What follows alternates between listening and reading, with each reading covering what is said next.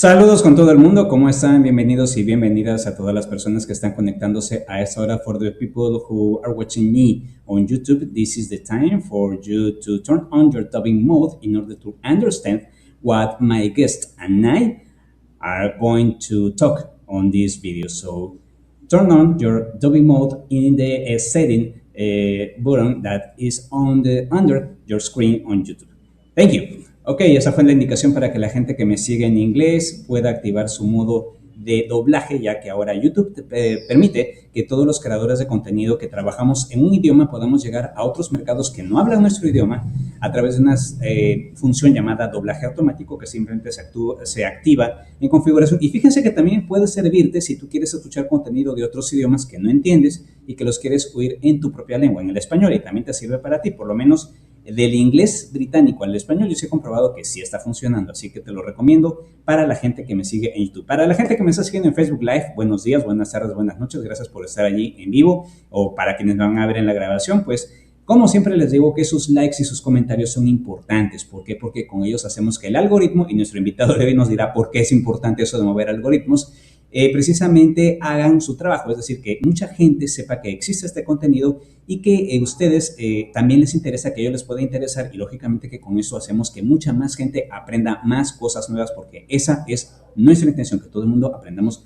más cosas nuevas. Y por cierto, como siempre les digo, pues sus aportes para que ese trabajo continúe también son importantes. Recuerden que yo soy en PayPal, mi dirección es paypal.me/Nelson Suyana, mi dirección es paypal.me/Nelson Suyana, así que ahí estoy recibiendo también todos sus aportes. Bueno, antes de pasar a reconfigurar mi cámara, creo que me olvidé desconfigurar mi cámara anteriormente.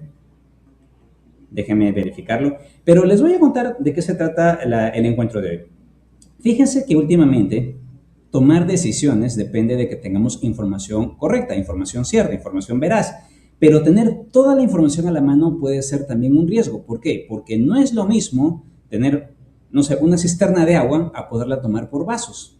Entonces hay un grupo de personas que ahora se están dedicando precisamente a eso, a que nosotros no nos dejemos ahogar por la piscina de datos que podemos tener, por ejemplo, en Internet o, no sé, por ejemplo, a ver, aquí vamos a ver si estamos correctos.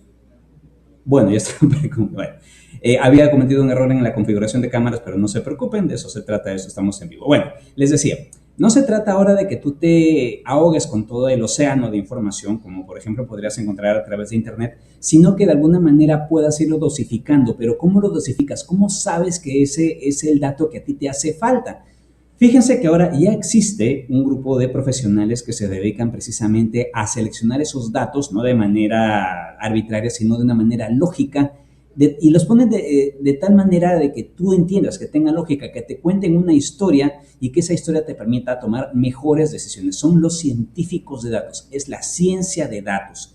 Esto en realidad es una ciencia que se ha ido desarrollando conforme han avanzado las últimas 2 décadas más o menos, hasta inicios de 2000. Casi no se veía llegar a ese tema, pero ahora más que nunca el trabajo de estas personas es crucial y clave, porque nos permite, aparte de tomar decisiones no solamente a nivel ciudadano, imagínense en una empresa. Una empresa, especialmente si maneja mucha cantidad de capital, mucho billete, pues lo que necesita es saber cómo, dónde y cuándo va a invertir ese dinero para que ese dinero crezca, no para que se pierda. Y para eso los datos son cruciales. Y si son datos en tiempo real, pues con mucha mayor razón. Así que yo también les quiero contar de que esta semana me tocó a mí hacer una cobertura sobre unos datos que habían aparecido. De hecho, hace una semana Epicentro TV dio luz a un estudio, mejor dicho, no dio luz, publicó un estudio que fue hecho por Carlos Basombrío, por Ricardo Valdés, con el apoyo del BCP, del Banco de Datos Credit Corp y también de Capital Humano Social, SHS, que lo que decía es lo siguiente, entre otras cosas. Las conclusiones es de que tenemos un problema de inseguridad muy fuerte en base a cifras en el norte del Perú, particularmente con el tema de lo que es homicidios. De hecho, el dato que nos daba ese estudio era que Piura, el departamento de Piura, figuraba como el 4º departamento con mayor cantidad de homicidios en todo el Perú. Luego venían las provincias. La provincia de Sullana venía como la 5ª con la mayor cantidad de homicidios, y a nivel de distritos, el distrito de Sullana era el que tenía la mayor cantidad de homicidios. Pero Cuando esto fue visto por un científico de datos, ese científico de datos vio otras cosas que nosotros no vimos y de hecho hizo todo un cálculo que terminó en darnos un titular mucho más escalofriante. El distrito de Sullana es 4 veces más riesgoso en cuanto a homicidios o a tasa de homicidios que todo Lima metropolitana. No es un dato mayor, es un dato brutal. ¿Por qué? El distrito de Sullana tiene 180,000 habitantes. 180,000 habitantes. Lima metropolitana tiene cerca de 11 millones de habitantes.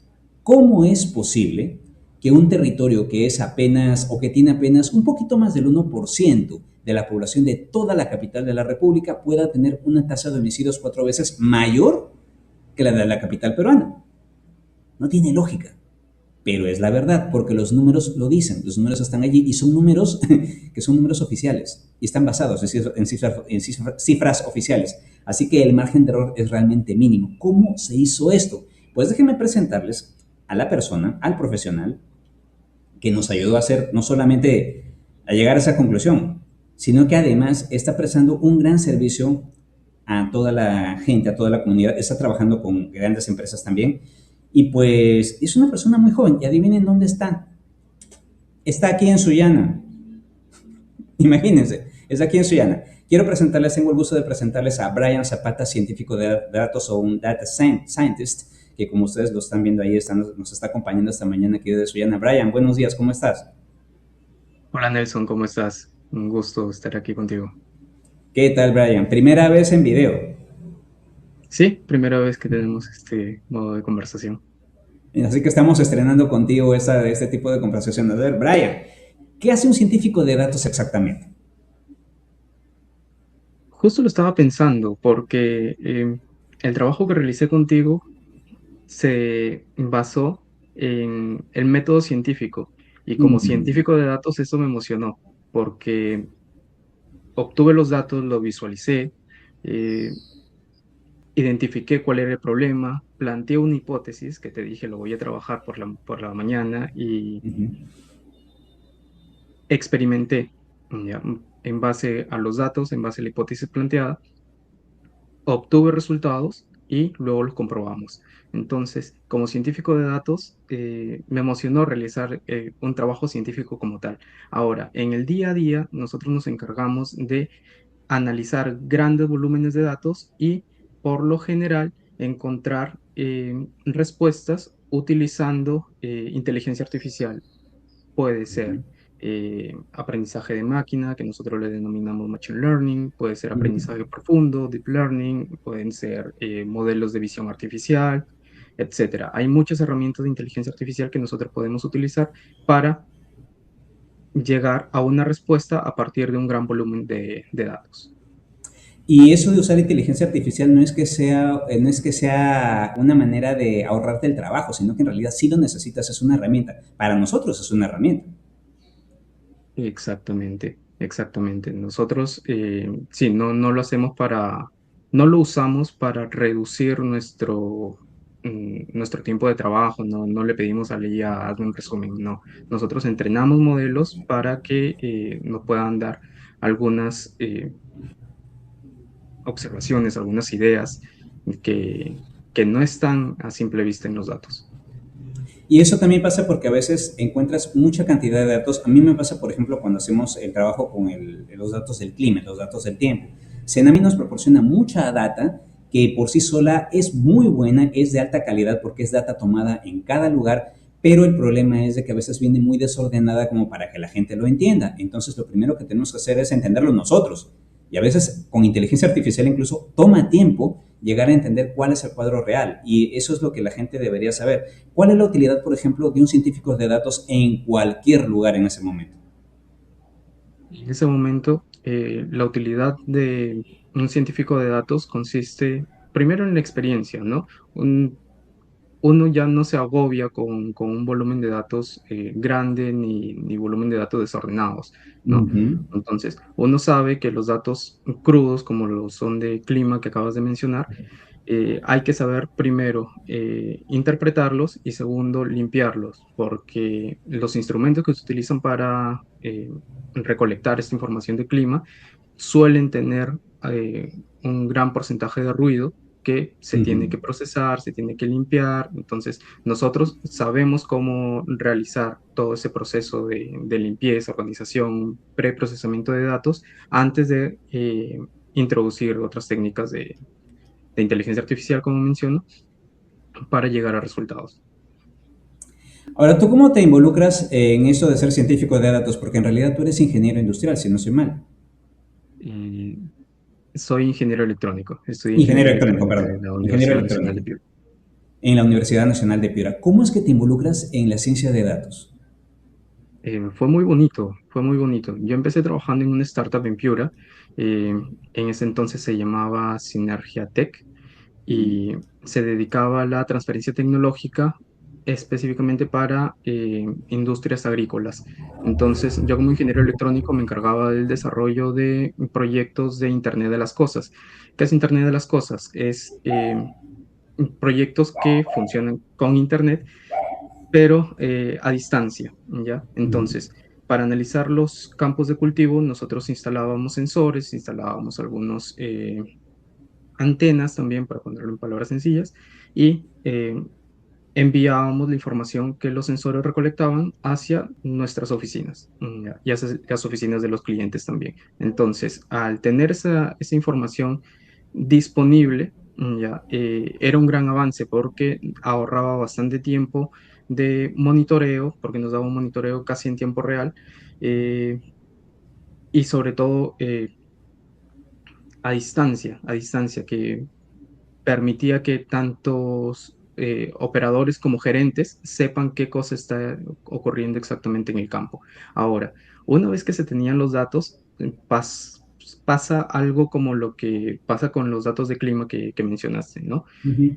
Sucede de que cuando se recolectan datos, a veces puede ser que sea 3 veces por hora, a la semana ya tienes un volumen considerable de datos, ¿ya? Y si tienes varios sensores instalados, como por ejemplo sensores de tierra, sensores para la planta, para medir el diámetro del fruto, para medir el color de las hojas del árbol, entonces comienzas a tener muchas variables con bastante frecuencia, a veces también con ruido dentro de los datos, y es agobiante para alguien que no puede manejar ese volumen de datos. Son 72 paquetes de Entonces, datos en un día, más o menos, si son 3 por hora. exactamente. Ya. Ahora, el paso natural para nosotros como startup fue interpretar esos datos. Entonces, eh, me tocó aprender a trabajar con esta información. Ya. Entonces me comencé a formar en bases de datos, en estadística, en programación también, para terminar de fortalecer mi perfil como analista y futuro científico de datos. Ujú. Así es como empiezo en esta línea de carrera. ¿Y esto fue Marcabélica, Brian? ¿Fue un proyecto de Marcabélica? En realidad fue un proyecto bastante exitoso que nosotros tuvimos como startup y trabajamos con clientes de marca Belica, de Suyana en general, trabajamos con Ok. Trujillo, con Lima, con Ica y ya después cuando validamos nuestro producto llegamos a trabajar y desplegar proyectos en Chile, en Ecuador, en México creo que también hicimos. Y todo a distancia y todo con datos. Claro, claro.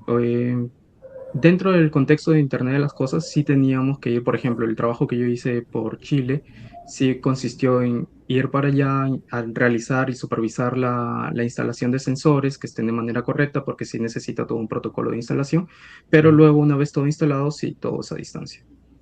Ahora, lógicamente que ahora mismo los científicos de datos no son muy numerosos, no es una comunidad muy grande, o cómo está la situación de este grupo de profesionales en ese momento. Y yo diría que sí hay un número considerable de científicos de datos, pero también ya como que, por lo menos a nivel de Perú, ya Ujú. está más o menos maduro el concepto de todo el ámbito de data, de todo el ámbito de Ujú. data, porque antes, te hablo de unos 6 años atrás, sí se le pedía a un científico de datos que se encargue de limpiar los datos, de realizar Ujú, el trabajo con las bases de datos que consistía en automatizar como procesamiento desde la data cruda hasta la data utilizable, ujú. que se encargue también de las visualizaciones. Y de hecho yo pasé por todo eso porque realicé ese trabajo y también realicé trabajo de desarrollo web para que se puedan visualizar los resultados que finalmente iban a ser leídos por el usuario final.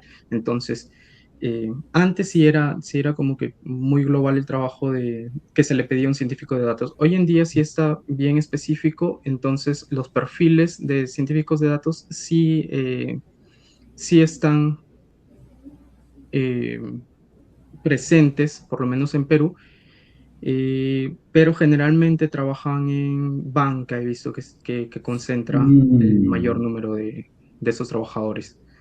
Y esto sí también nuevamente se concentra en Lima. Y digo nuevamente porque ya vamos a ver que lo que mencionaste al inicio tiene que ver con la densidad poblacional. De hecho, tú trabajas desde aquí, desde Sullana. Yo sí tengo la fortuna de tener un trabajo remoto y sí trabajo desde Sullana. Chócala, somos dos ya trabajando desde una locación como Sullana. Ahora, Brian, dentro de lo que es tu carrera, tú estudias, te vas preparando, y de pronto llegas a MIT, el Massachusetts Institute of Technology. ¿Cómo es eso? ¿Cómo llegas allí? Fue muy bonito, fue muy bonito experimentar todo eso. Te cuento, primero, nuevamente regresando al startup en Piura, eh, nosotros desarrollamos una aplicación de inclusión tecnológica y financiera para los pequeños agricultores, agricultores familiares, mejor dicho. Y MIT nos premia a nivel mundial y a nivel de Latinoamérica, nos premia en la categoría de acceso a la tecnología y hasta ese entonces era lo más cerca que había estado al MIT. Después, un par de años después, se me presenta la oportunidad de estudiar una especialización justamente en estadística y ciencia de datos a través de el programa que se llama Programa Avanzado en Ciencia de Datos y Habilidades Blandas. Y fue un programa de un poco más de 18 meses, año y medio, Eso. y fue bastante enriquecedor, bastante enriquecedor. Fue con clases en vivo con los profesores del MIT. Aprendí que justamente ahí me di cuenta de que la comunidad de ciencia de datos es grande, es grande. Yo no- El programa lo llevé con una promoción de más o menos unas 20 personas. eh, y actualmente, así, van como que 200 personas llevando el mismo programa. Y Para que la gente que no que ubique el lleva MIT, solo a nivel de Perú. Ujú, sí. para que la gente que no ubique el MIT, este instituto tecnológico, no se dejen engañar por el nombre, en realidad tiene rango de una universidad, está ubicada en Boston, Massachusetts, en los Estados Unidos, lógicamente, de ahí el nombre. Y pues, entre otras cosas, parte de la computación que utilizamos en nuestra actualidad fue desarrollada allí, fue desarrollada por científicos de ese lugar. Creo que también tiene algunos premios Nobel, el MIT, y por supuesto que durante la pandemia, una de las vacunas se estaba desarrollando, una de las propuestas de vacunas se estaba desarrollando con científicos del MIT, y lógicamente ni qué decirles que el MIT está metido en todo lo que es computación, todo lo que es banca, todo lo que es incluso la carrera espacial, y luego vamos a hablar con Brian sobre carrera espacial. Entonces, ese es el nivel de instituto o el nivel de institución, perdón, que lo ha certificado a Brian. Brian, ¿alguna vez has ido a Boston? ¿Has ido a la sede de MIT? No lleguemos a spoilear todavía eso, pero está en planes. Ah, ya. No te preocupes. Será para la siguiente conversación. Siguiente conversación, sí. Pero, ¿cómo es el nivel de lo que le llaman ahora el networking con todas estas promociones, estas generaciones, como lo dicen los gringos, de estudiantes del MIT en cuanto a lo que es ciencia de datos? Es una comunidad bastante grande, bastante unida, en cuanto a que los conocimientos los comparten de manera totalmente abierta, totalmente directa. ¿no? Si hay algún hallazgo, se publica porque tienen la cultura de estar publicando, ya sean papers, Mm, ya sean artículos. Entonces, eh, sí, no hay ningún como que celo profesional, todo se es comparte y colaborativo es además, ¿no? bonito, sí. Ujú. Reyes Silva, gracias por enviar tu like, gracias por ver esa transmisión.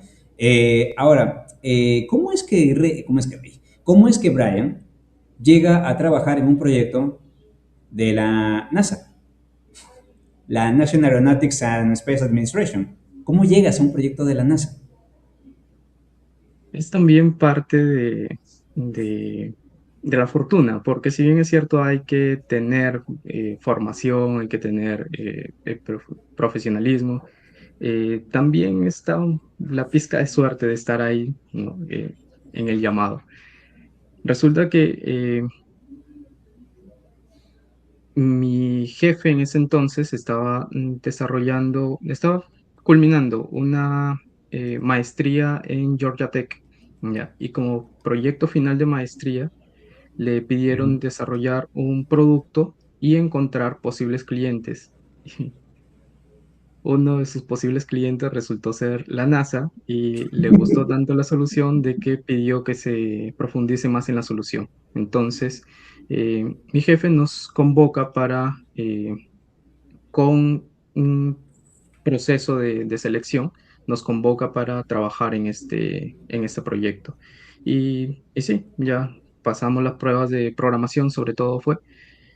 Una vez pasadas las pruebas de programación, ya nos presentaron como parte del equipo oficial que desarrolló la solución para la NASA. En realidad terminamos desarrollando como tres proyectos, pero el proyecto principal fue uno denominado YOTA, que es una plataforma de descubrimientos de biotecnología espacial. Ahí Mm, nosotros analizábamos los genes y cómo es que son afectados por la radiación espacial. Es un proyecto bastante bonito. increíble. Yo la verdad me he quedado así. A ver, estabas analizando datos de cómo un gene se comporta bajo radiación espacial. Y esos Sí. datos, por ejemplo, ¿qué utilidad, o por lo menos para la NASA, qué utilidad tenían? Eh, para la supervivencia de los astronautas en el espacio. Ah, ok. Entonces, sí, sí, ese es el principal propósito. Y recordemos de que ahora mismo encima de nuestras cabezas está la Estación Espacial Internacional, así que ahí hay un equipo de astronautas permanente y me imagino que esos estudios los utilizan para ver cómo reaccionar, por ejemplo, en esos casos, ¿no? Exactamente es así. Sí, todos los experimentos que nosotros estábamos analizando fueron llevados a cabo en la Estación Espacial Internacional. Sí. Ah, mira tú. Luego de eso, ¿ha habido otra oportunidad de acercarse a la NASA? Ahora mismo, por ejemplo, están con el tema de que quieren regresar a la Luna. ¿En algún momento han sido reconvocados o simplemente es un proyecto, digamos, que, bueno, empezó, pasó y se toman otros equipos? ¿Cómo es en ese momento, digamos, la relación con esa agencia espacial? No, ya es un proyecto finalizado y si hubiera alguna oportunidad de volver a trabajar con ellos, definitivamente la tomaría, pero ya sería por otra convocatoria, sería otra oportunidad, sí. Pregunta ya un poquito medio alucinada. Te dicen, Brian, tienes la oportunidad de ser un astronauta. ¿Tú qué dirías?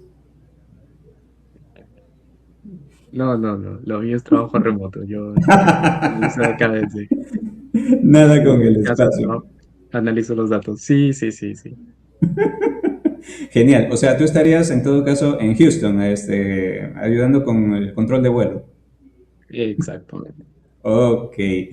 Bueno, a ver, Houston, tenemos un problema y el problema es que, ya pasando de tema, es que tenemos un gran lío con el tema de la inseguridad ciudadana, como ustedes saben y lo hemos cubierto en todas las emisiones de Sala de Noticias, de Epicentro TV, por todos lados, en todos los medios. Ese es un tema recurrente. Lo que no sabíamos era ciencia cierta qué tan grave, cuán grave era el asunto. Y fíjense de que ahí es donde nuevamente los datos comienzan a jugar. No les cuento rápidamente la historia otra vez. Y mientras Brian me contaba cómo estaba procesando los datos, yo pensaba en que Brian, si puede poner en su currículum, es que generó una cara de asombro en David Gómez Fernandini y en Daniel Llovera, que simplemente no tienen precio. Así que eso pone en tu currículum, Brian, porque realmente a todos nos dejaste con la boca abierta, literalmente. Entonces, le cuento rápidamente. Carlos Basombrío y Ricardo Valdés son dos especialistas en seguridad ciudadana, han trabajado para el gobierno, han sido ministros, y ellos, entre otras cosas, hicieron un estudio, les decía al inicio, que básicamente buscaba medir la criminalidad en todos sus indicadores a lo largo del país. Hubo 4 en particular que se analizaron que tienen que ver con el tema de lo que es extorsiones, el tema de lo que es robos, el tema de lo que es, básicamente, se me estaba yendo uno, por ejemplo, de lo que es préstamos gota a gota, pero había un dato que de alguna manera nos llamó la atención y eso se los voy a poner ahora mismo en pantalla con el permiso de mi invitado y les voy a decir por qué mi invitado tiene que ver con esto también. Recuerden mandarme sus likes y comentarios, por favor. ¿Y qué más? Me tienen que enviar también sus aportes vía paypal.me/Nelson Suyana. A ver, le voy a poner un gráfico. Y este gráfico, quienes han visto el blog de nelsonsuyana.blogspot.com, les va a resultar familiar. Pero ahora, quienes no lo han visto, lo van a ver ahora en televisión. Y se lo voy a poner ahora mismo. Miren, justo ahorita estoy recordando acá en los datos. Uno de los cuadros, o uno de los datos, perdón, eran los focos de violencia. El otro dato era el tema de extorsión, robo de identidad. El tema 3, si es que de día o de noche era más peligroso el tema de los robos, resulta que era de noche.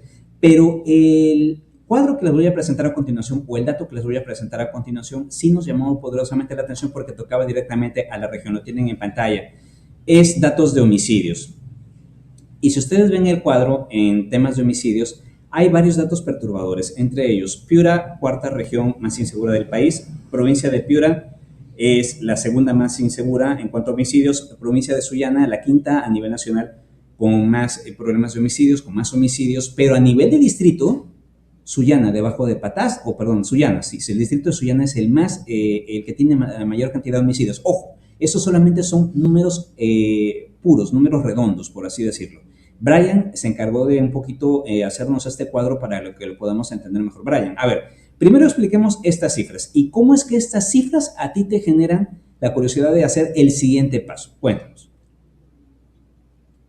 Bien, en realidad el reporte que tomamos como base habla no solamente de homicidios, sino que como mencionas, habla sobre extorsiones, habla sobre asaltos a mano armada, y, pero eh, ubica en una sola escala a Lima, al interior, luego zona norte, y exactamente, y etcétera. Eh, pero por experiencia, yo sé que el comportamiento de casi todos los datos que tenemos en Lima es distinto y está sesgado a lo que nosotros vemos en otros lugares del Perú, ya en provincias. Entonces,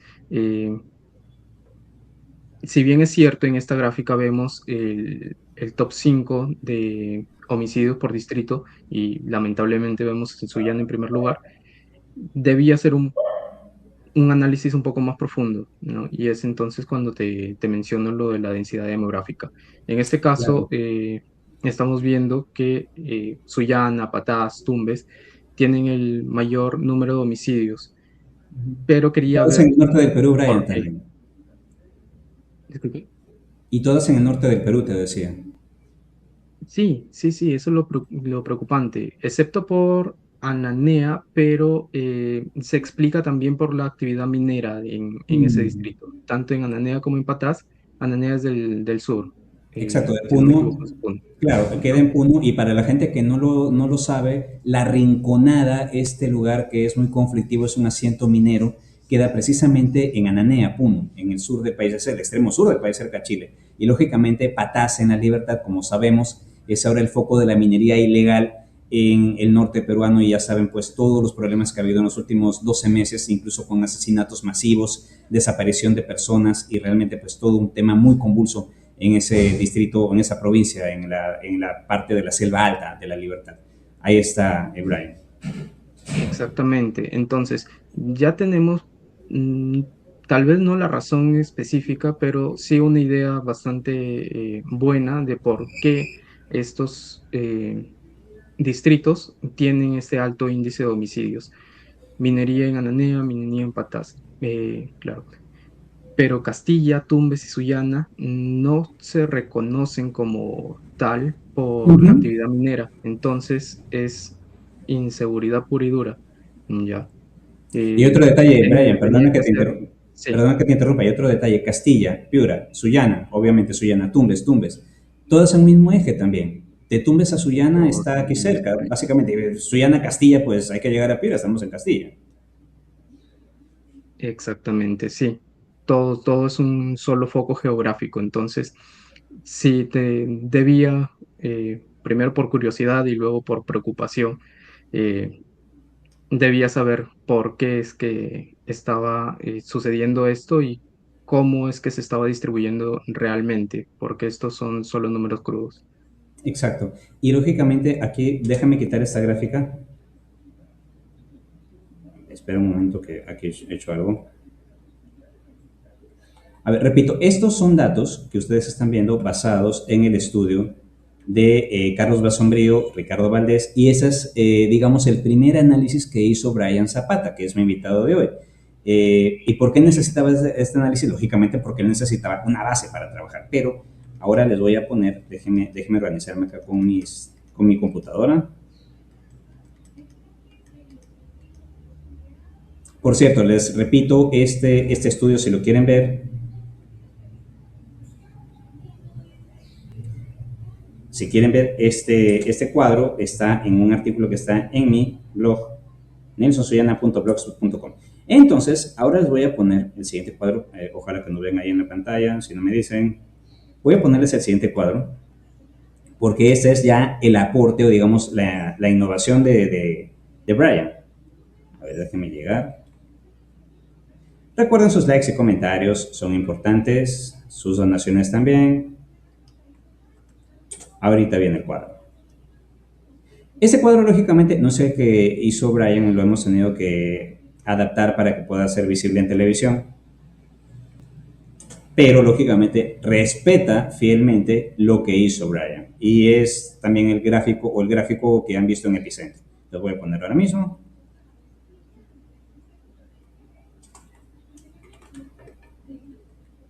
Ahí va. Miren, este es el cuadro hecho sobre un cuadro que hizo Brian. Eso lógicamente lo hicimos aquí en Sala de Noticias. No es el cuadro de Epicentro, es el cuadro de Sala de Noticias, pero respeta fielmente el trabajo que hizo Brian para nosotros. Entonces, Brian, a ver, expliquemos esto. Eh, Creo que ese no es el cuadro. Es- ¿Perdón? ¿Me dices, Brian, perdóname? ¿Puedes revisar, por favor? Porque creo que ese no es el cuadro que envié. A ver, déjame ver. Déjame, a ver, vamos a revisar, no te preocupes, no te Ujú. preocupes. Voy a ver si puedo jalar el cuadro original de Excel. Ah, ya sé dónde hacerlo. Sí, sí, ya, por acá me están dando ideas. Lo voy a ya sé dónde jalar el gráfico. Vale. Un momento, por favor. Ahora lo vamos a sacar, no se preocupen. Ok, vamos. Les repito que estamos revisando lo que la ciencia de datos pudo hacer por un dato probablemente tan que quizás no nos interese o quizás sí nos interese, pero no lo podemos ver en su real dimensión como era el tema de homicidios. Y ahora lo vamos a poner, no se preocupen, ahí vamos.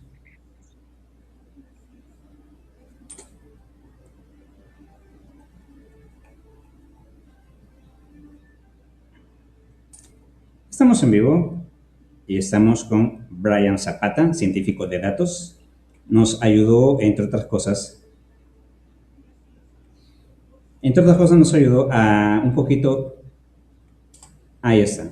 Miren, este es el bitcap de la transmisión que tuvimos en Epicentro y ahí está el cuadro Brian. Sí, gracias. Ese es el cuadro. Listo. Perdona la confusión.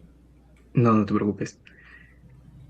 Y bien, entonces, habíamos visto anteriormente de que tenemos cifras alarmantes en Sullana, en Patás, en Tumbes, y pero estas cifras Ujú, son absolutas, son crudas y debíamos ir un poco más allá.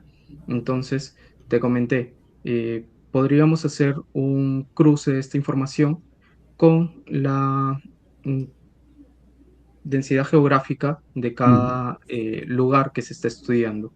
Entonces, nosotros en el reporte tenemos información sobre los homicidios en Sullana como distrito, en Sullana como provincia, tenemos la misma información de Piura, de Trujillo y de Lima Metropolitana. ujú. Entonces, eh, tenía más o menos una idea de lo que podía suceder, ¿no? Porque, como te digo, por experiencia sé que Lima es una realidad aparte de que la realidad de provincia Ujú, y eso se confirma en el cuadro. Nosotros vemos que Lima, que está en la última posición en la tabla, con una población aproximada de 11 millones de habitantes, ujú. tiene sí, la mayor cantidad de homicidios, pero en la tasa de homicidios por habitante es la menor, ¿no? Tenemos 5,6 homicidios por cada 100.000 habitantes en toda Lima metropolitana. Eso de por sí ya es un número alarmante porque son más de 5 vidas que se están perdiendo ahí. 6 por cada 100 Pero mil, redondeado. comparándolos, ajá, comparándolo con nuestra realidad local, vemos que tenemos una tasa de homicidios 4 veces mayor solamente en nuestro distrito de Sullana. Como mencionaste, con una población de apenas el 1% aproximadamente. Entonces, en cuanto a inseguridad, no es ninguna competencia que quiera estar participando, pero estadísticamente nos dice que Sullana es más insegura que toda Lima metropolitana. En cuanto a homicidios, ahora, Claro, con sus ¿cómo es peros, posible? ¿no? Claro, pero ¿cómo es posible que un territorio que apenas tiene un poquito más del 1% de la población de Lima Metropolitana resulte siendo 4 veces más inseguro en cuanto a homicidios? O sea, solamente basándonos en números, ¿cómo es posible esto? Responde por crimen organizado, responde por la inoperatividad policial, responde por falta de políticas correctamente aplicadas. eh, es eso principalmente. Porque tu lógica te diría, si somos menos población, no debe haber tanto homicidio. No debería. O sea, lo lógico es que esto tenga una relación directa, ¿no? Mientras más gente haya, más homicidios también ocurran. Pero no, vemos una relación inversa y eso es realmente preocupante. Estos datos, ¿cómo deberían servir, por ejemplo, a las autoridades como la municipalidad, como la policía, el Comité Provincial de Seguridad Ciudadana? ¿Cómo crees que estas cifras deberían hacerle sentido a esa gente? No deberían ser solamente una cuestión de preocupación, esto es un llamado a atención bastante fuerte y se deberían tomar acciones de inmediato. Lógicamente, no eres especialista en seguridad ciudadana, pero, por ejemplo, con estas medidas deberían, no sé, los estados de emergencia, alguna otra cosa, deberían tener algún otro tipo de característica o, bueno, básicamente simplemente toman las cifras y siguen haciendo lo que están haciendo. No sé cuál es, un poquito saliendo no solamente del análisis puro de números, ¿qué tipo de comentario te deja esto a ti? No, yo creo que lo del estado de emergencia claramente no está funcionando y se deberían tomar otro tipo de acciones, ¿no? No funciona porque no se está atacando el problema raíz. Entonces, debemos pensar un poco más en esa línea. Y ahí está tu consecuencia, tienes tu tasa de homicidios. Ahí está la consecuencia. O sea, yo creo de que aquí perdona lo que te voy a decir, no hay mucha ciencia que hacer. O sea, si veo de que mi tasa de homicidios cuadruplica a la tasa de homicidios de la capital de la República, algo estamos haciendo mal, que estamos perdiendo muchas vidas.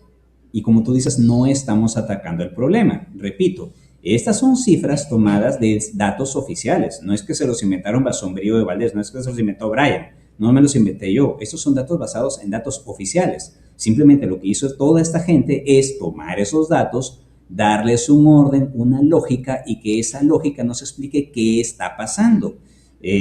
Claro, que las cifras, como diría alguien, pueden maquillarse, pero tal cual están, pues miren cómo estamos.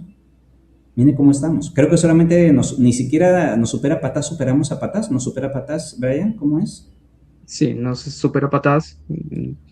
Esto se explica por la actividad minera, pero sí, quitando Lima, sí superamos, por ejemplo, a Trujillo, que también es un, eh, sí, sí, sí, sí, también es una Sí, ciudad, una provincia con bastante actividad delictiva, bastante tasa de homicidio, bastante número, bastante volumen de homicidio, pero en cuanto a la relatividad por la cantidad de habitantes, nuevamente Sullana está por encima, lamentablemente. es inédito esto, Brian. Esto es inédito porque, a ver, Trujillo, que se supone le estamos tirando de ser la capital del crimen en el norte del Perú, resulta que a nivel de homicidios, no, no.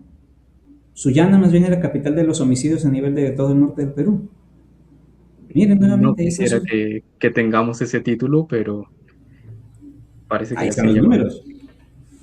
Sí, a mí tampoco no me gusta, no me gusta decir que mi ciudad, porque además sabes que las consecuencias de estos datos son realmente riesgosas. Estoy pensando en el precio de la propiedad, precio de bienes raíces en Sullana, con ese dato puede caer, pero una por otra, ¿no? O sea, Exactamente. desgraciadamente, a ver, yo como comunicador social soy científico social también. Entonces, en la ciencia, más que beneficiar o perjudicar a alguien, lo que nos interesa es mostrar lo que está pasando para que luego ustedes tomen las decisiones que tengan que tomar. Pero si el dato no es bueno, no lo vamos a ocultar, no lo vamos a maquillar. Así de simple.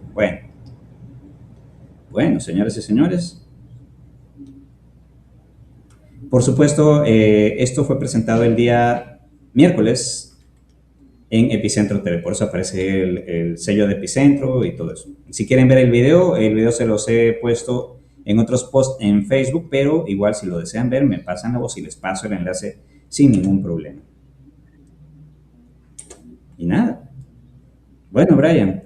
Ahora, Brian, ¿para qué otras cosas nos puede servir ahorita la ciencia de datos? Por ejemplo, en este caso los hemos utilizado para ver esta situación problemática de la que me imagino mucha gente no saldrá de su asombro. Yo por lo menos sigo sin salir de mi asombro. Pero ¿en qué otros campos más podemos usar la ciencia de datos y cuáles son los beneficios que nos puede dar?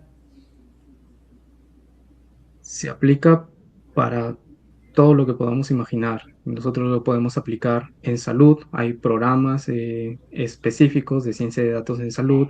Se puede aplicar para recursos humanos, por ejemplo. Fue uno de los proyectos que estuve trabajando últimamente. Mencioné de que lo apliqué en agricultura y con resultados muy bonitos que terminó en inclusión financiera para agricultores familiares. Se puede utilizar en tecnología espacial, ¿no? Como lo acabo de mencionar con el proyecto que realizamos con la NASA. Eh, Entrando nuevamente en algo específico de salud, actualmente se está trabajando bastante en neurología y sí, en realidad podemos aplicarlo en muchas, muchas ramas que eh, debemos aprovechar. Por ejemplo, Brian, ahorita que estamos con el tema de lluvias que están viniendo hacia el norte, nuevamente hacia la costa de Piura, por ejemplo, la preocupación que todos nos empezó a surgir es, bueno, lluvias igual, posible aumento de dengue y ahora también hablamos de leptospirosis. Por ejemplo, ¿cómo tú sugieres que las autoridades manejen datos para que precisamente puedan atender la emergencia antes que se les convierta en todo un aumento de casos? Primero que le hagan caso a la ciencia, ¿no? Sí hay entidades que analizan ese tipo de datos. Por ejemplo, un laboratorio de la Universidad Cayetano Heredia tiene estudios de, por ejemplo, cómo es que se ha distribuido históricamente el dengue, el Zika en regiones, sobre todo de la selva. Entonces, estudios hay y deberían tomarse esos estudios como base para luego aplicar políticas públicas, ¿no? Ya esa no es mi área, pero sí se debería tomar en cuenta las investigaciones que ya se desarrollaron. Ujú. En la pantalla, Valeria Pulache, miren la reacción que nos ha puesto varias manitos, Mm. manos aplaudiendo, nos han dado aplausos. Bueno, lógicamente a Brian. Gracias. Gracias Valeria Pulache por tu comentario, gracias por esa reacción. Entonces, Brian, básicamente lo podemos usar en lo que sea, lo que haga falta. Ahora, ¿qué habilidades necesitamos para que una persona se convierta en científico de datos? Primero, curiosidad. Debemos tener la curiosidad de como que excavar en los datos para encontrar algún hallazgo bonito, o por lo menos interesante, como ha sido en este caso, que no es nada bonito, pero sí es de bastante interés. Eh, y hablando de temas técnicos, sí se necesita para como tal científico de datos, sí se necesita habilidades de programación. Hay distintos lenguajes que desarrollan ahorita, en lo que se pueden desarrollar ciencia de datos, ¿no? Está Python, está R, está Julia. Eh, Deberíamos poder aplicar herramientas estadísticas. La estadística va de la mano con ciencia de datos. No hay ningún científico de datos que, que no trabaje con estadística, ¿no? Y después también necesitamos la capacidad de hacer visibles los resultados mediante gráficos, mediante tablas, mediante tableros, mediante páginas web. Entonces, yo diría que esas tres cosas diría que se necesita para ser un científico de datos: la Y mucha programación, la concentración, estadística y ¿no? la visualización de resultados. Y mucha concentración también. Sí, sí, sí, sí, porque los volúmenes de datos con los que se trabajan suelen ser grandes, suelen ser pesados, entonces se necesita estar concentrado para poder trabajar con ellos. Ahora, ¿dónde estudiaste tú, Brian? El bachillerato lo estudié en la Universidad Nacional de Piura y la especialización para ciencia de datos la estudié en el MIT. Ujú. ¿Y dónde hiciste tu primaria y secundaria? En Sullana estudié en San José Obrero, aquí en Ujú. Sullana, y terminé mi secundaria en el Colegio Mayor Secundario Presidente del Perú. De hecho, soy de la primera promoción de ese colegio. O sea, el colegio donde iban los más cerebros, por así decirlo. Sí, en realidad sí.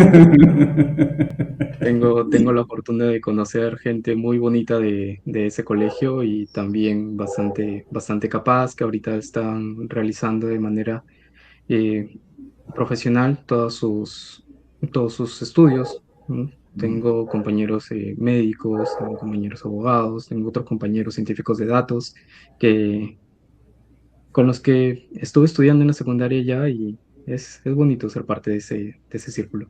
Ahora, lógicamente, el colegio mayor tenía un nivel de exigencia mucho más fuerte que el resto de los colegios que hay, pero mi pregunta va por el lado también de hasta qué punto, por ejemplo, tu paso por San José Obrero ayudó a precisamente entrar en esa dinámica en el punto en el que estás ahora de tu vida. Me ayudó mucho en el sentido de que me interesa aplicar lo que sé para ponerlo al servicio de los demás. Y eso es algo que se inculcó bastante en el San José Obrero, ¿no? Al ser un colegio marista, nos enseñaron mucho sobre el servicio, sobre el apoyo a los demás, y no es que yo me vaya a defender para que no haya, para que no hayan homicidios, ni esté donando para que disminuya la pobreza, sino que pongo a disposición lo que sé hacer para que luego se tomen medidas y se pueda mejorar nuestra situación, nuestra realidad, ¿no? Entonces, un Eso poco lo vine. Sí, para terminar de redondear la idea, eso lo acabo de hacer contigo, con el trabajo que presentamos en Epicentro, y eh, lo he realizado antes con lo del proyecto de inclusión financiera que desarrollamos con la startup de Piura. Mm. Sí, es uno de los logros más bonitos que he podido tener. No, yo te digo, la cara de asombro de Llovere Gómez Fernandini no tiene precio, así que olvídate, ya eso a mí me parece que es un gran logro dentro de lo que es el manejo. Y miren lo bonito cómo la ciencia de datos ayuda al periodismo también. Miren cómo le da un poco más de credibilidad, le da un poco más de legitimidad a las cosas que decimos, así que sí es importante, fíjense que sí es importante. Ahora, traspolando tu experiencia en el San José Obrero, aquí en Sullana, ¿cuáles crees tú que son las cosas que la escuela no debe dejar de hacer precisamente para estimular en sus estudiantes este tipo de vocaciones científicas?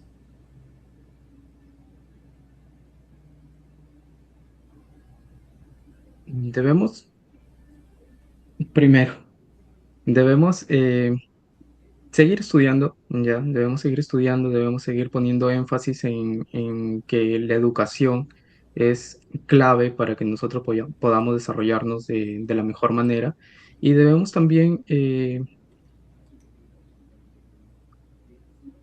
conocer las oportunidades que nosotros tenemos en nuestro entorno. Afortunadamente ahora tenemos una universidad en Sullana, a la cual los estudiantes pueden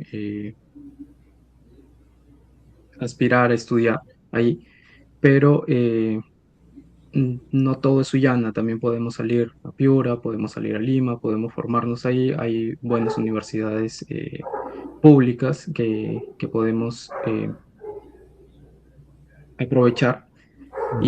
Pero para hacerlo necesitamos reforzar lo que se hace en el colegio, principalmente, que es estudiar. Hay que poner especial énfasis, especial foco en ciencia, que es lo que es en lo que yo me desempeño, pero también en lo demás, ¿no? Que envuelve a la formación escolar, que son las relaciones interpersonales, el servicio a los demás, como acabo de mencionar, y no se debe perder eso. ¿Solo matemáticas es lo que debo aprender o hay otros cursos que no debo dejar de, o sea, que tengo que aprender también para que esto me sirva luego a la hora que aplique lo que es el análisis de datos? Parte de lo que acabamos de hacer, y lo hice de forma voluntaria, fue porque me interesaba saber la realidad de Sullana, y eso es civismo.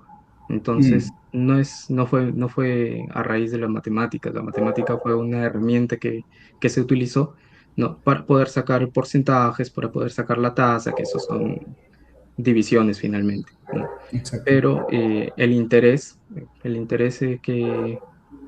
por el que nació fue civismo, y eso también es algo que se inculca en el colegio y que se debe seguir reforzando. Vocación de servicio. Vocación de servicio, civismo, sí. Por cierto, Brian, ¿has regresado a tu colegio? ¿Has un poco compartido lo que estás haciendo o todavía no se ha dado esa oportunidad? Sí, afortunadamente tuve la oportunidad de visitar el colegio un par de ocasiones y compartir lo que estuve realizando. Eh, no llegué a compartir lo del trabajo con la NASA, pero si se me da la oportunidad, nuevamente regresaría. Obviamente que ver esas caras de asombro de esos chicos y esas chicas también no va a tener precio y eso es multiplicado por 20 o por 30 y eso realmente es una experiencia totalmente diferente. Sí, sí, es muy gratificante eso, sí. Bueno, Brian, para la gente que te quiere encontrar, ¿cómo te encuentra? ¿Cómo es que te halla? Porque tú no es que estés en otro universo, estás aquí nomás. ¿Cómo es que te encuentra y cómo puede compartir, o perdón, cómo puede de alguna manera solicitar un poco también el trabajo que tú haces, que es muy bueno realmente, como me lo contaste? Yo de inmediato me di cuenta de que, wow, esto simplemente, eso nos puede ayudar mucho, mucho a mejorar nuestras vidas. ¿Cómo te ubican, Brian? Creo que por LinkedIn puede ser. Te Ujú. comparto el vínculo y me ayudas difundiéndolo, por favor. Claro, pónganlos, ¿cómo hacemos? Me lo pones y yo lo voy a compartir ahora mismo. A ver, déjenme ver si lo Ya, tengo, lo puedo genial. capturar acá.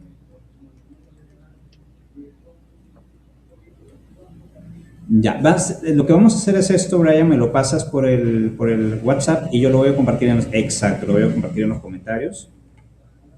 comentarios de esta transmisión. Genial.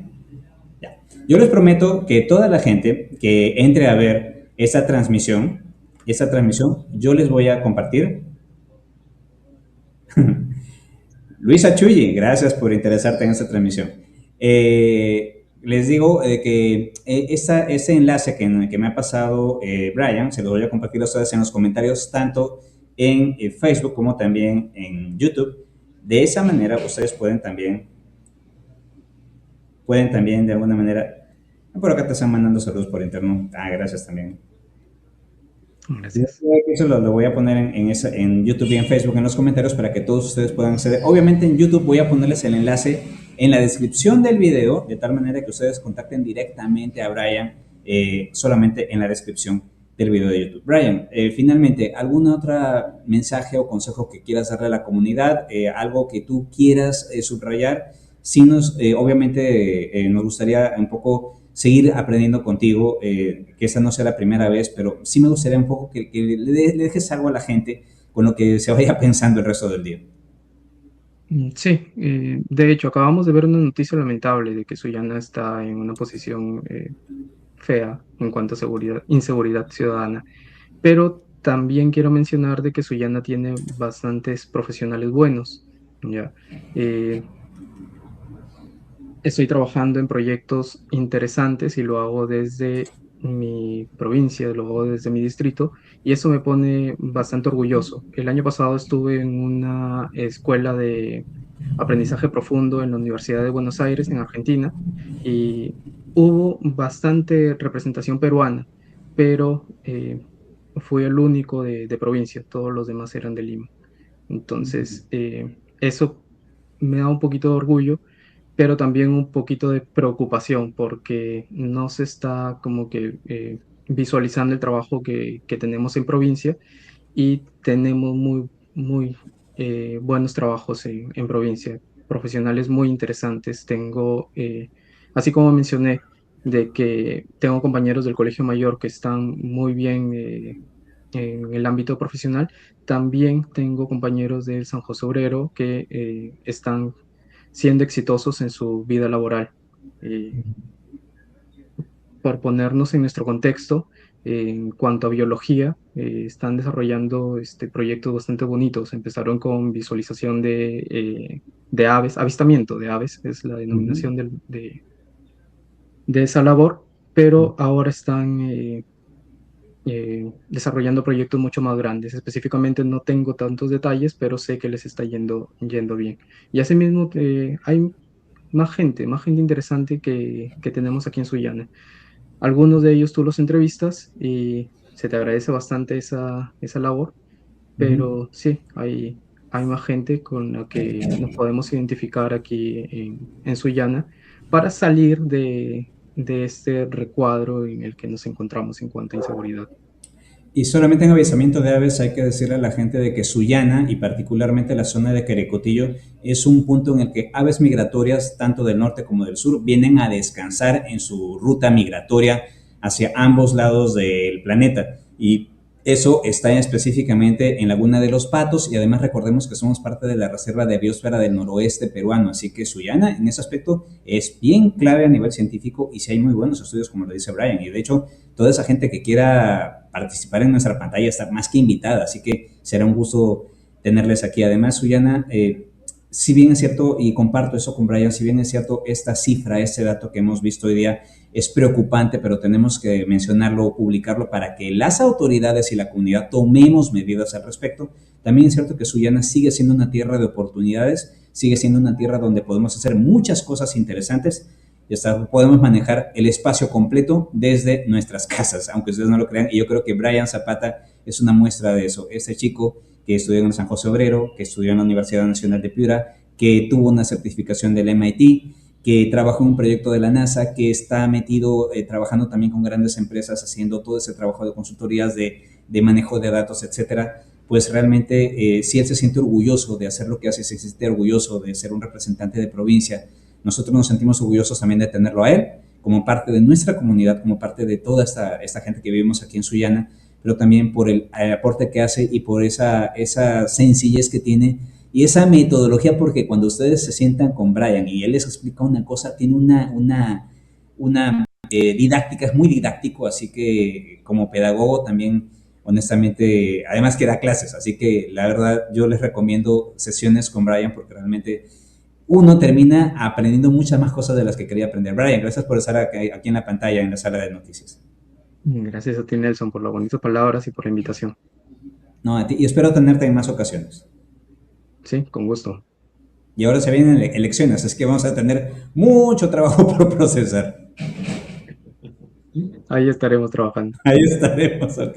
Brian, gracias por estar conmigo. Como siempre, ustedes me encuentran a través de las redes sociales como @Nelson Suyana. Ya saben que también me pueden apoyar vía paypal.me/Nelson Suyana, paypal.me/Nelson Suyana. Y recuerden que siempre estamos trayéndoles estos materiales para que ustedes no solamente aprendan, sino también se sorprendan y que de alguna manera empecemos a ver con otros ojos a nuestra propia realidad.